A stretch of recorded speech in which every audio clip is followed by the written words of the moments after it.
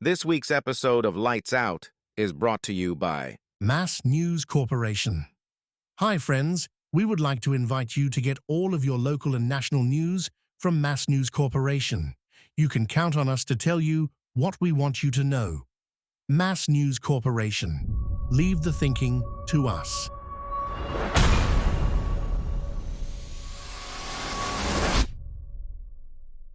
My fellow Americans, I was recently called to the White House due to the popularity of my social media program and was told that I could interview the president and that I should reveal our conversation to you.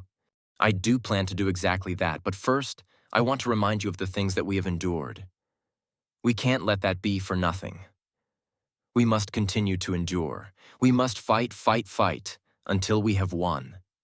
My conversation with the president revealed that we are an occupied country. The highest levels of government have been infiltrated, and whoever or whatever is behind them is the ultimate enemy of those of us who cherish freedom.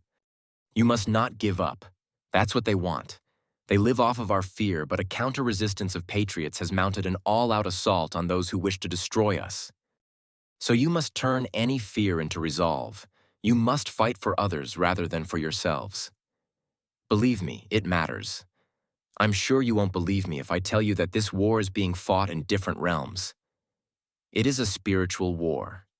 The armies are powered by frequencies of fear and hate versus hope and love. Hope and love are much higher and more powerful frequencies, and there are many more of us than there are of them. You are not alone. There's no reason to be afraid. Join up with like-minded people and fight. Head towards your state capital and fight, and then towards the nation's capital, joining others and fight. May God show His favor to you and your families, and may He bless the Republic of the United States. Jacob had done his best. He knew that he had spoken in truth from his heart. Hopefully, it would inspire others not to give up. Good job, champ. You almost convinced me to return. Return? Oh yeah, I've been on both sides. I sold out long ago, though. I couldn't wait for the things I want. I don't know how you guys do it. Government alert. Stay tuned for a presidential address to the nation. Good evening, my fellow Americans. Didn't Jacob do a wonderful job? However, our plans have changed since Jacob and I spoke, but we thought it would be interesting to see what he had to say to you. You can fight if you want to. It doesn't matter anymore. You see, since the day you were born, you've been in a war that you didn't even know you were in. The war has been for that prime real estate in the middle of your head, so that you can't remember who you are and make you easily controllable. You were made to think that your worth is in your work. We got you to compete against each other and think you are better than others if your slave job was easier or allowed you to have more things. You were made to kill each other and feel pride in doing so.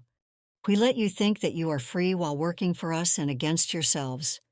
Don't blame us. We have to tell you what we're doing. It's a rule of the game. You all seemed so shocked that your idols were not what you thought they were, but in every case, if you go back in time, they all told you what they were doing. It doesn't matter if you think it's a joke or not.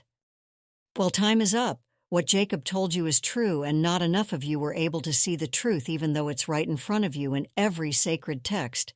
That's why we had to create religion, so you would focus on the parables or myths and never find out their true meaning. And now for my announcement. As soon as this broadcast ends, depending on where you are, you're going to see a huge mushroom cloud. Ha! But not for long. Those of you who are still with us will serve us. Good night. Jacob, the comms man, and even the soldiers looked at each other. Kara ran into the room and hugged Jacob.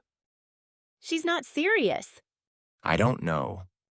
They all walked out to the front yard and looked up into the sky.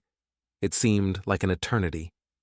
Jacob turned to look at Kara and started to say something. By the time they were able to see the forming of the mushroom cloud, the winds had swept them away.